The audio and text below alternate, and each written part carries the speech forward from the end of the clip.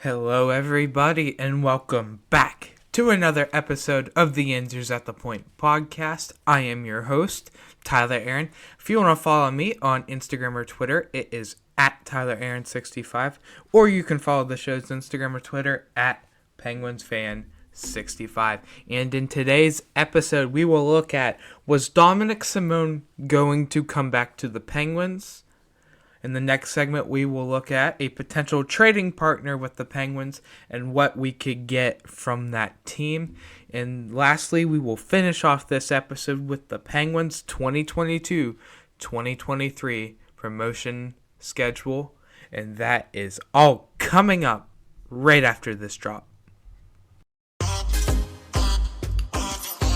slap me, silly Sydney. Oh, save my face with a rusty razor. Oh, Murphy and the fans are smiling like a butcher's dog. Oh, let's go hunt moose on a Harley. Oh, scratch my back with a hat. As he beats Theodore like a ragged mule. Ladies and gentlemen, you got it. Elvis has just left the building. Alright, I am back here on the Answers at the Point podcast. I am your host, Tyler Aaron. If you want to follow me on Instagram or Twitter, it is at TylerAaron65, or you can follow the show's Instagram or Twitter at PenguinsFan65. And in the first segment of this episode, we are going to look at, was Dominik Simon going to come back to the Penguins? So if you haven't heard already, on Friday, I believe, the Czech Elite League hockey team, Sparta Prague, announced that they signed Pittsburgh Penguins winger Dominik Simon, former Penguins winger, to a contract. Now, Dominik Simon has been with the Penguins for almost his entire career. He's had 2 stints with the team.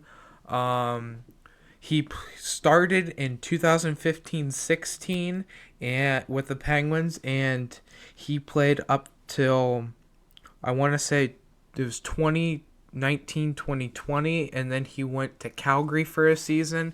Then he came back to Pittsburgh before he got dealt at the trade deadline with Zach Aston Reese, goaltending prospect Kaylee Klang, and a second-round pick to the Ducks for Rickard Rakell.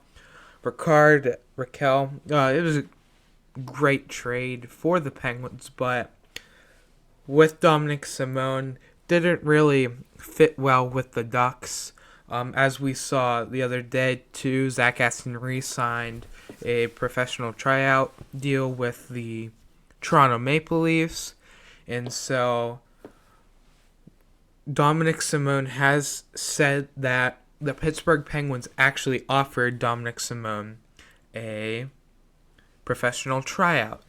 Right when the Sparta Prague announced that Dominik Simon did sign, Dominik Simon said this: Pittsburgh offered me a camp, but while I was waiting, I realized that I would actually like to be home in Prague and in an environment that I know well. I'm glad that we agreed and I can play in Sparta. I feel very good here. Now, the Sparta Prague is in the Czech League. He's from Czech, so I'm glad for Dominik Simon. He had a great NHL career. In the last 6 seasons that he spent with the Penguins, he's had 228 total games and scored 73 points with the Penguins, 22 goals, 51 assists, 73 total points. And just this last season, he had 9 points with the Penguins, including 3 goals, 6 assists for 9 points. So the highest Dominik Simon ever had in a single season with the Penguins was 28, and I'm pretty sure that was 2017-2018. If Dominik Simon did come back to play for the Penguins, I feel like our bottom 6 role would completely be solved, with your bottom 6 being Jeff Carter, Kasperi Kapanen, Danton Heinen, Dominik Simon, Teddy Bluger, and Brock McGinn. that would be a decently well-rounded bottom six. Dominik Simon, great penalty killer.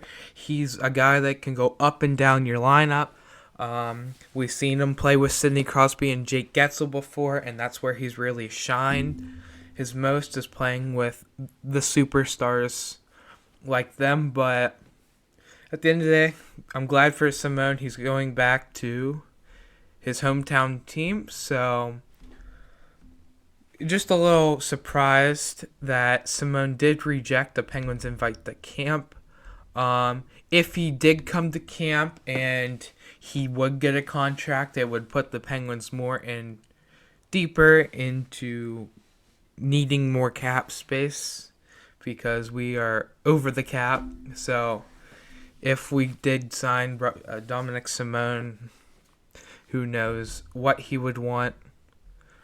But again, happy for Dominik Simon. It is a relatively short segment on Dominik Simon, but it looked like for a while that he was indeed coming back to Pittsburgh until he decided that he wanted to go back to his hometown team.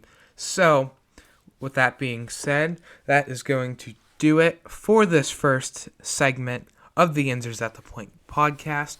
So coming up in the next segment, we will look at a potential trade partner with the Penguins and what we could get from that team. And that is coming up right after this. Alright, I am back here on the Yinzers at the Point podcast. I am your host, Tyler Aaron. If you want to follow me on Instagram or Twitter, it is at TylerAaron65. Or you can follow the show's Instagram or Twitter at PenguinsFan65. And in the next segment of this episode, we are going to look at a potential trade partner with the Penguins and what we could get from that team. So, 1 or 2 episodes ago, I believe, I was talking about a team in the Metropolitan Division that offered a deal with the Penguins with Jason Zucker. Well, it looks like that team was our cross-state rival, the Philadelphia Flyers, and it looks like the Penguins and the Flyers could be potential trading partners here, with the main piece involved being Jason Zucker. So, obviously, Jason Zucker has one of the worst contracts on his team. The best season he's ever put up was with the Minnesota Wild, and that was 33 goals and 64 points with Minnesota. So, Jason Zucker hasn't really done much here in Pittsburgh, especially at a cap hit of $5.5 million, but it looks like that Jason Zucker won't be a Penguin after this season. He'll be 30 years old by the time that his contract does expire at the end of this upcoming season. And by the time, if we don't sign anybody, the Penguins will have about $20 million in cap space next summer. And the number one priority probably for the Penguins is Tristan Jarry, especially if he has a great year. He'll probably want a long-term extension at probably starting around $6 million AAV. So it just not likely for Jason Zucker to return, basically. Zucker being traded to Philly, though, is very possible. According to Sam Charchity of the Philadelphia Hockey Now, he believes that the Flyers have contacted the Penguins about general manager Ron Hextall about a potential Zucker deal. So he believes that they contacted the Penguins about Jason Zucker. It seems that they're one of the only teams in the NHL that's interested in making a deal for Jason Zucker. If this does happen, I can't imagine us getting much back, but the Flyers do have some interesting trade chips right now. A few players that it could now with the Flyers under new head coach John Tortorella, which may I remind you hasn't even coached a practice He believes that there's a whole bunch of issues. The Flyers have been trying to unload James Van Riemsdyk, and his cap hit right now is $7 million per season. Now I know the Penguins probably don't want any part of that contract, but if they retain 50% on that deal, we'd be getting James Van Riemsdyk at $3.5 million a season, which isn't bad considering last season he had 24 goals and can still score at a higher rate. And also, Van Riemsdyk would be a big upgrade over Jason Zucker. Now, the Flyers are going into a rebuild. They just have such a wacky team when it comes to old and young. A lot of very bad contracts. So, if the Penguins or the Flyers do indeed make a trade, and it ain't one of those crap trades where we have to trade a first-round pick and Jason Zucker for future considerations, and we can get a guy back like James Van Riemsdyk at 50% salary, I'm all for that. You're saving a bunch of cap. If you do James Zucker for James Van Riemsdyk and they retain 50%, you're losing like $2.3 million per. Another Philadelphia Flyers trading chip is probably the most unlikely because of how good he is, and that is Travis Konechny. But our right wing position is pretty good with Brian Rust, Rickard Rakell, and Kasperi Kapanen as our top right wingers. But if Rickard Rakell did not decide not to come back, or Brian Rust, I could see the Penguins getting all over Travis Konechny. Travis Konechny is 25 years old. He has 3 years left on his contract, and last season he had 52 points last season, which is pretty good compared to Jason Zucker's like 40 points, maybe. I can't remember, but I think it's time to move on from Jason Zucker, obviously.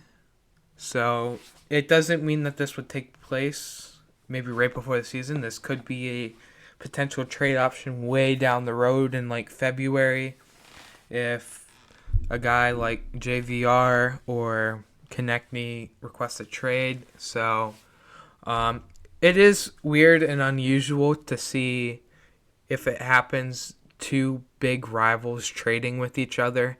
It's just a weird situation. I can't tell you the last time the Penguins and Flyers did make a deal. I remember the very big one back in the day was Rick Tocchet heading to Pittsburgh, and what Philadelphia got Mark Recchi and Paul Coffey for Rick Tocchet. I mean, and the Penguins and the Flyers have had so many great players play on both sides of the state, like Jaromir Jagr, Rick Tocchet, obviously. Just those kind of big, legendary players that you think about who's played on both sides of the state, have been on both sides of the rivalry. And, you know, it'll be weird seeing a trade if this does happen. It would be interesting to get a guy like Travis Konechny, but you think you'd have to give up a first-round pick for that, which is not what Ron Hextall wants to do. So that is going to do it for this segment on a potential trade partner and what we can get from the Philadelphia Flyers. So coming up in the final segment of this episode, we will look at the Penguins' 2022-2023 promotional schedule, and that is coming up right after this. Alright, I am back here on the Yinzers at the Point podcast. I am your host, Tyler Aaron. If you want to follow me on Instagram or Twitter, it is at TylerAaron65, or you can follow the show's Instagram or Twitter at PenguinsFan65. And in the final segment of today's episode, we are going to look at the Penguins 2022-2023 promotion schedule. If you missed it on Wednesday's episode, at the very end, I said that I just saw a notification on the Penguins releasing their promotional schedule this season, and I said I would talk about it in today's episode. So, this season, the Penguins have 14 different games for promotional, 3 theme nights, and 11 promotional items. So I'm going to go through that list right now. So, the Penguins will be giving out magnetic schedules by UPMC for the first 2 home games of the season on October 13th versus the Arizona Coyotes and against the Tampa Bay Lightning on October 15th. Their next promotion is on October 20th versus the LA Kings, and it is a team calendar sponsored by Highmark Blue Cross Blue Shield. The next promotional item is on November 5th versus the Seattle Kraken, and it is a camo hat presented by 84 Lumber. So basically what this is inferring here is that the Penguins will be wearing their camo jerseys during warm-ups against the Seattle Kraken on November 5th. On November 15th versus the Toronto Maple Leafs, it'll be their Hockey Fights Cancer night. So they will be wearing their purple jerseys during warm-ups, and that promotion will be a travel backpack presented by UPMC Hillman. The travel backpack looks like it also comes with a smaller lunchbox along with the travel backpack on it. So it'll be a nice little combo, especially since school has already started their 4th promotion of the season. So that's really cool. Next one is on January 13th against the Winnipeg Jets, and that is a wall banner presented by PPG. Now, they released a picture of what the wall banner will look like, and it has Sidney Crosby, Evgeny Malkin, and Chris Letang on it.